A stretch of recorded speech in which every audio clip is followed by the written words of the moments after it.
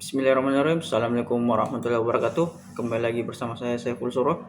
Saya akan menjawab pertanyaan ada 10.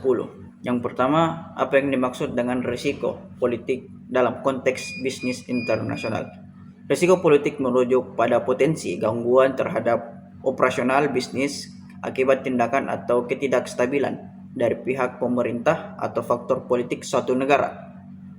Ini bisa mencakup kebijakan ekonomi, perubahan peraturan, nasionalisasi, konflik sosial, atau ketidakstabilan pemerintahan. Kedua, bagaimana risiko politik dapat memengaruhi kegiatan operasional dan strategi bisnis perusahaan multinasional. Yang pertama, ada beberapa risiko yang memengaruhi kegiatannya. Yang pertama, operasional, yaitu gangguan logistik, pemblokiran aset, penghentian izin atau pembatasan tenaga asing. Dan yang kedua, keuangan, devaluasi mata uang, pembatasan repatriasi laba, dan peningkatan biaya karena tarif baru. Dan yang ketiga, strategi, yaitu penyesuaian atau pembatalan investasi, pengalihan lokasi produksi, serta pergeseran prioritas pasar. Yang ketiga, soal nomor 3, contoh risiko politik yang mungkin dihadapi PT multinasional Futures di Asia Tenggara. Indonesia, ketidakpastian regulasi pajak digital dan tekanan terhadap perusahaan asing. Di Myanmar, kudeta militer dan sanksi internasional yang membatasi operasional. Di Thailand, unjuk rasa politik yang berkepanjangan yang bisa mengganggu rantai pasok dan logistik.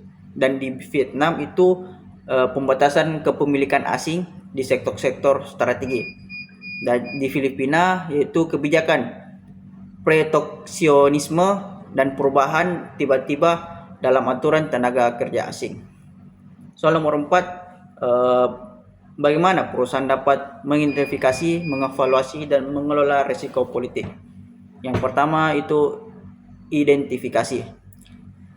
Gunakan analisis PESTEL atau intelijen politik lokal.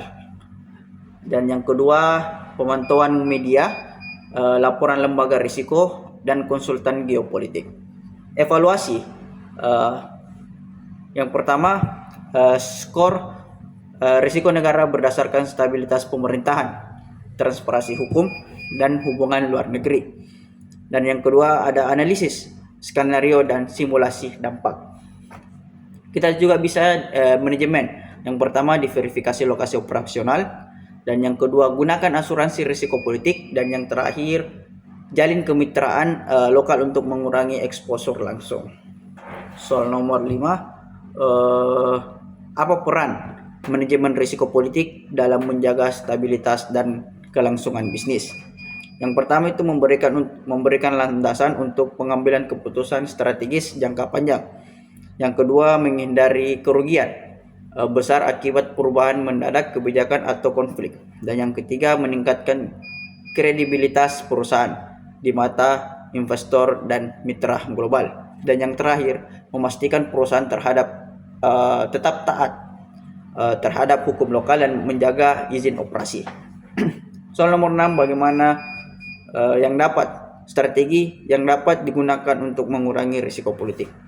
Yang pertama ada kemitraan lokal, yaitu menjalin usaha patungan dengan entitas lokal untuk memperkuat posisi hukum dan sosial. Dan yang kedua ada asuransi risiko politik, yaitu misalkan melalui MIGA untuk perlindungan terhadap ekspropriasi atau konversi mata uang. Yang ketiga ada diverifikasi investasi, yaitu jangan menggantungkan pendapatan hanya dari satu negara. Dan yang terakhir ada lobby dan hubungan pemerintah, yaitu membangun komunikasi dengan regulator dan pemangku kepentingan lokal. Nomor 7, dampak risiko politik terhadap citra dan reputasi perusahaan dan cara mengatasinya. Dampaknya yaitu perusahaan bisa dicap sebagai tidak sensitif secara sosial, melanggar HAM, atau tidak menghormati kedaulatan lokal. Penanganan yaitu yang pertama kita harus transparansi dan keterbukaan publik. Terus yang kedua, komitmen terhadap etika bisnis dan kepatuhan global, dan yang terakhir inisiatif CSR lokal yang berdampak positif. Soal nomor 8, langkah saat terjadi perubahan mendadak kebijakan atau ketidakstabilan politik. Yang pertama, aktifkan rencana kontingensi, contohnya relokasi staf, perlindungan aset, atau penutupan sementara. Dan yang kedua, evaluasi kembali eksposur ketika resiko dan prioritas pasar. Dan yang ketiga itu koordinasi dengan otoritas lokal dan kedutaan besar. Dan yang terakhir, sampaikan komunikasi publik yang jelas kepada investor, karyawan, dan media. Soal nomor 9, pentingnya memiliki rencana darurat terhadap risiko politik.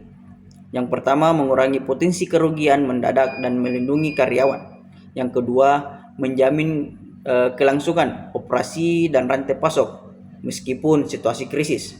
Dan yang ketiga, menunjukkan bahwa perusahaan memiliki tata kelola risiko yang proaktif dan bertanggung jawab. Soal nomor 10, hubungan antara mitigasi risiko politik dan kinerja keuangan jangka panjang.